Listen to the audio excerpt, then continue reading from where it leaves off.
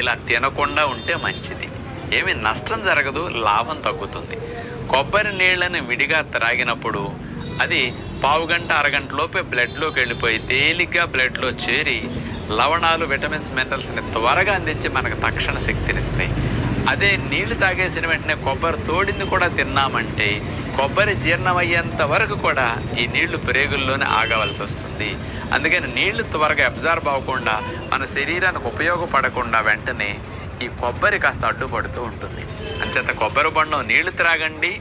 ఆహారం ఏదైనా తినేటప్పుడు ఆ తర్వాత ఎప్పుడైనా దాంతో కలిపి తింటే లాభం ఎక్కువగా ఉంటుంది. నీళ్లను విడిగా త్రాగటం, కొబ్బరి బొండంలో నీళ్లు త్రాగిన తర్వాత అందులో అంచు భాగాన పేరుకునే కొబ్బరిని తోడి అదే సమయంలో వెంటనే తినేయటం అందరికీ అలవాటు. ఇలా తినకుండా ఉంటే మంచిది.